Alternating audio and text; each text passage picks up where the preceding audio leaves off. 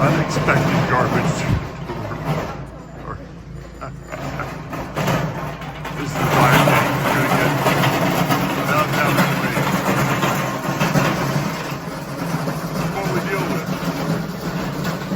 Give you the whole experience. Even with like okay, Zion Gate. Our War of Independence, 1948. Again, remember, the United Nations votes to partition the land of Israel into two states, a Jewish state and an Arab state. Again, Palestinian wasn't invented yet. This is 1947. 1948, time comes, British Army pulls out of Israel. They have been occupying us since 1917. And the fight begins. We're invaded by 5 Arab armies. Jordan is busy conquering the Jewish border, but before that happens, a battle ensues here, and all of these pockmarks that you see are bullet holes. That's one element. Next thing I'd like you to do is take a step or two forward and then turn around. All of these stickers that you see are fallen soldiers and or civilians that were killed in the last 2 years. Family and friends made these kind of bumper stickers and they put them up all over the country.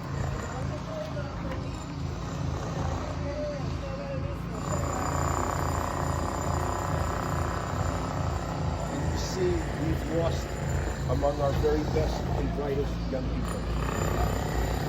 That's the notes with the group. We're going to walk through. I'm going to take you through the the Zion Gate here. As the song says, our feet are standing within your gates. So this is a Jaffa, once again. Zion Gate. I got it. I'm still thinking about where's J.D. Vance today. And we're into the Armenian Quarter. We're gonna come down on this side, so you got I'm not talking in your... Okay, guys, we're over here. You guys follow Hanok? Follow me, please. So for those of you that are not real familiar, I'm within the city, the old city gates, within the walls. And this is the Armenian Quarter. The city is broken up into 4 quarters: Armenian, Jewish, Muslim, and Christian. Now, it does not mean it's 4 25% quarters, as we would think of quarter of a dollar, but it is areas. The Muslim quarter being the largest. And Hanok was just explaining, when Candace Owens was here, anti-Semite as she is, she was with a guide, and she said, so this is the only place that Muslims are allowed to live. That's why it's called the Muslim Quarter. No, that's not true, not at all. Truth is that Jewish, if you're a Jew, you'd have a really difficult time living in that quarter. It would be constant harassment. But if for some reason, it wouldn't happen actually, but a Muslim was to come through the Jewish quarter, they're not getting harassed. Again, the lies of the media. So the Jewish quarter is where we will be at today for the most part. Our day is going to begin probably at the burnt house, which is going back to after the destruction of the temple. They found the ruins of a high priest or a priestly house. We'll be there, heading down then to the Kotel, the Western Wall, and then from that point we will head down to the Kotel Tunnel. That is the plan for the day, or at least for the morning. Then we'll spend the rest of our time in the old city. The plan may change because J.D. Vance is here in the land, and of course politicians, being politicians, they have to have their photo op, and could not have gotten up and, last night after his dinner with Bibi, could not have had his photo op then, but had to do that today in the middle of the economy of Jerusalem.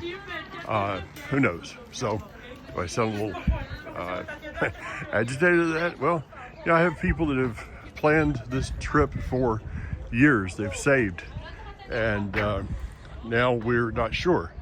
Of course, you know, our group, they're wonderful. They said, it's in God's hands. Yeah, I understand, but I sure would have rather, you know, not had the whatever possible inconveniences there may be on this.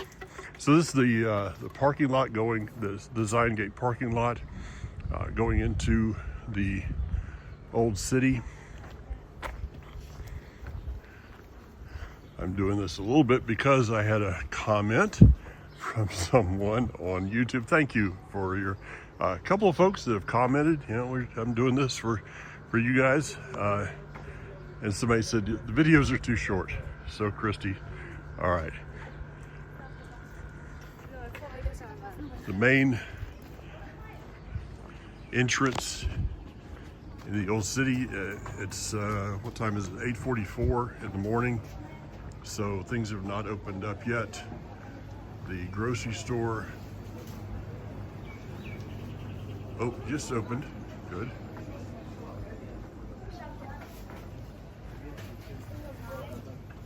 Okay, that's one of the two groceries in the Jewish Quarter.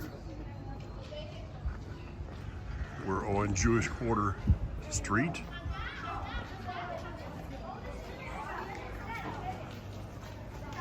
I walk just a little bit farther on the camera before I get back and join the group.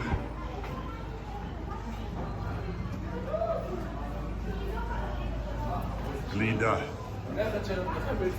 Ice cream.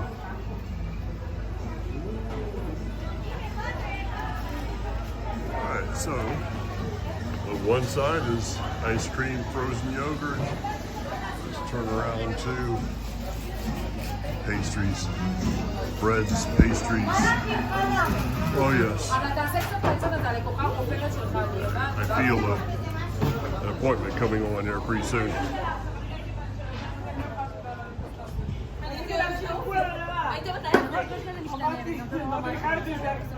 Police and border control. I love it. I love it. Here's the sign, guys. Make Gaza Jewish again. Yeah. Oh, that's Chabad Street right there at the top. And a few more moments.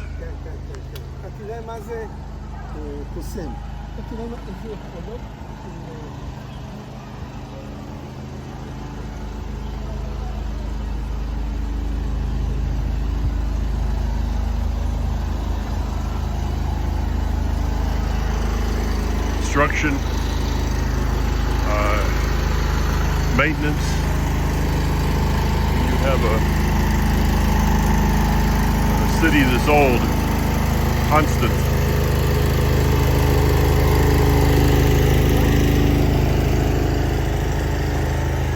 And we're now in what's called the Rova, the center of the Jewish Quarter.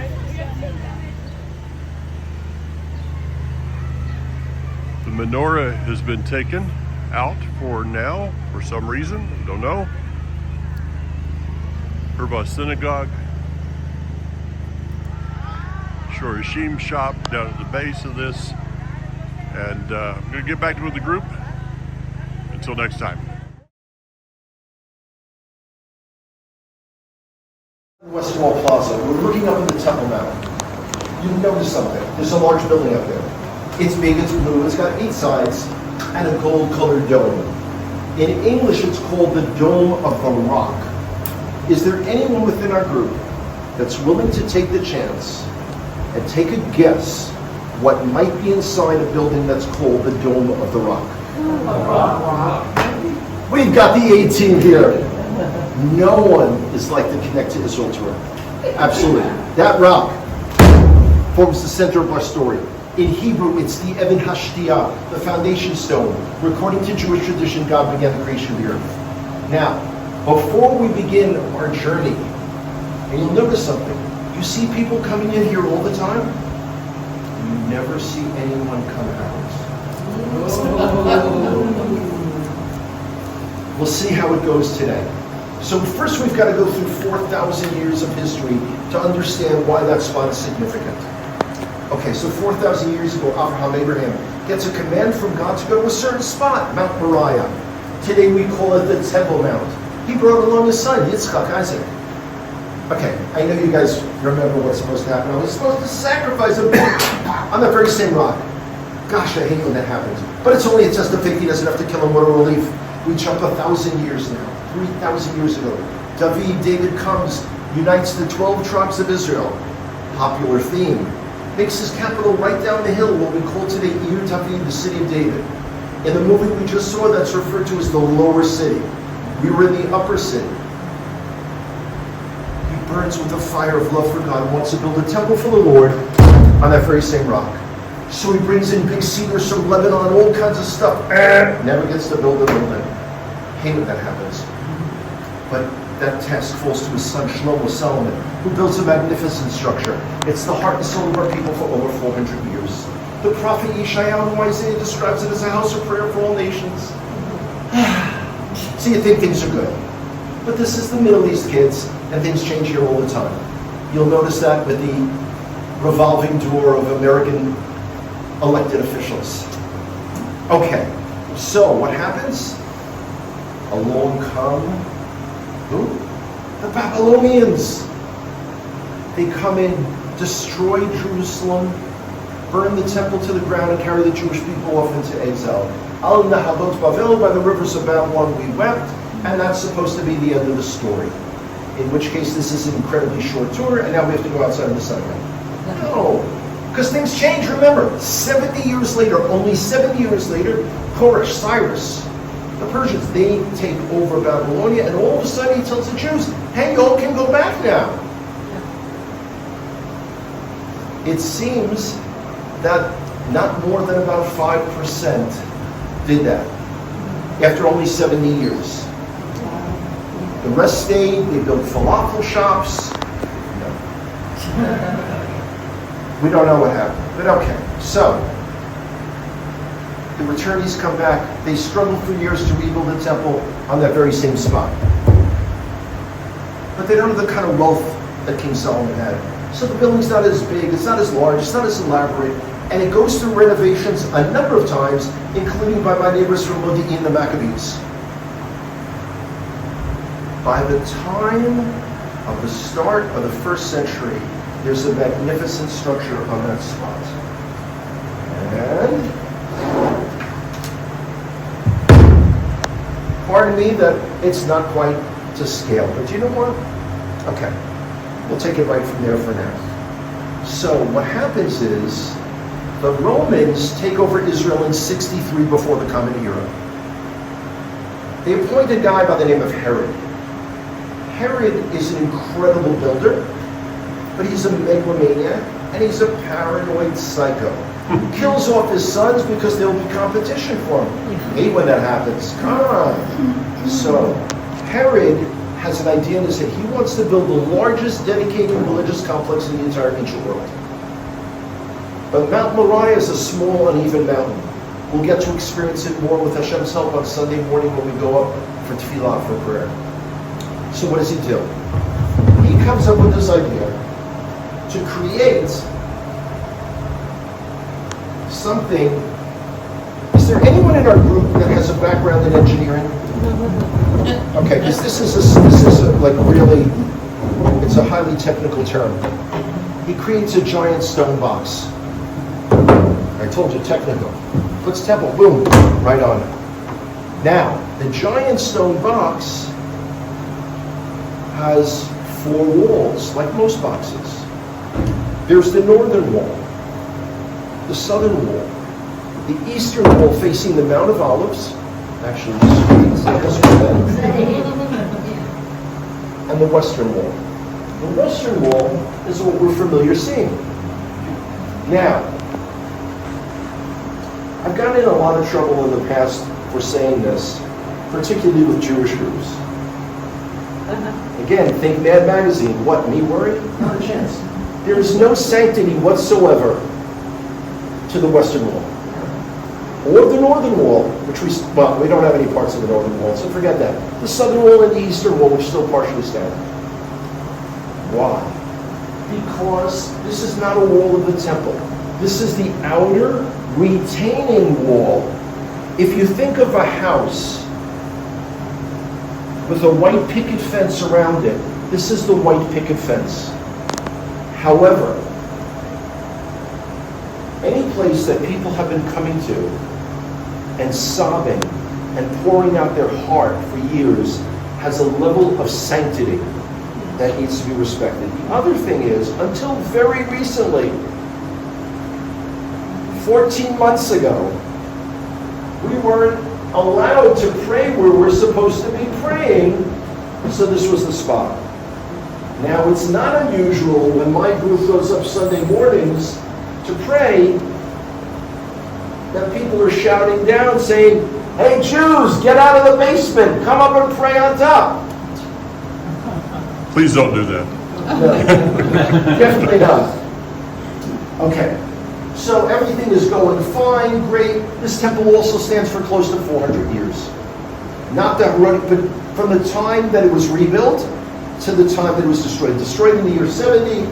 The Romans have been ruling Israel with an iron fist for over 100 years, and they destroyed the temple. That is not the right slide. Okay.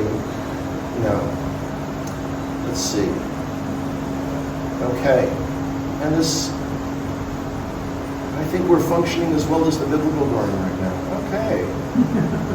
Here we go. Korban. That was destroyed. So, what happens now,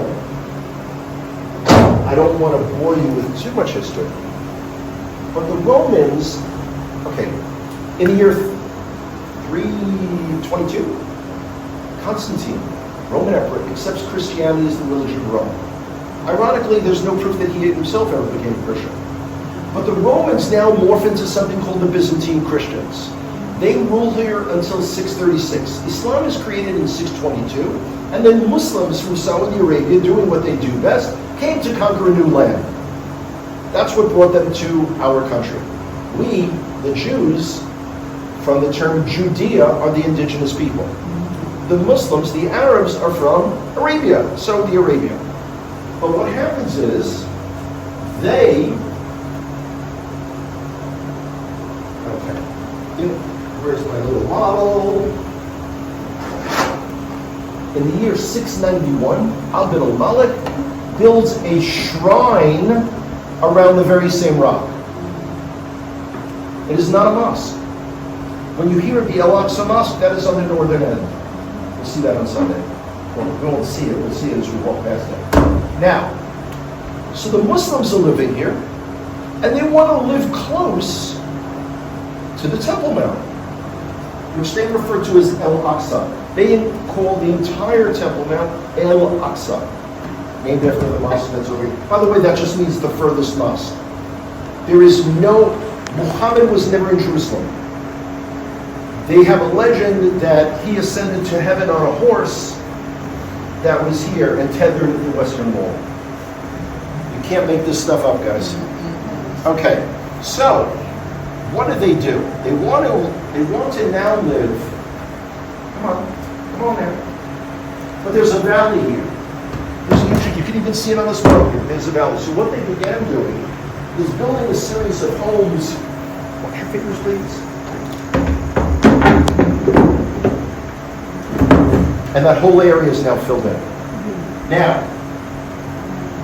basically, that's the story of life until we had a chance to liberate Jerusalem. June 1967, Israel reunites the capital. Well, first of all, let me show you one other thing quickly. So that whole area that was empty began being filled in with homes. On this tour, we'll be going underground, walking through what's called the Muslim Quarter. The Western Wall, we're used to that little tiny section. The Western Wall, however, is 488 meters long. That's almost the length of 5 American football fields. So, June 1967, Western Wall Plaza Trade, and a little later when we are visiting Udi Merioz, the fabulous artist and great friend of ours, Udi has pictures, because he was a boy here at that time, of what it looked like when they were clearing things out. Pardon me. We will not be going under the Temple Mount. There has never been an excavation under the Temple Mount. There are things that we learned because of British explorers that were here in the 19th century. A lot of information in a very short period of time. Does anyone have any questions?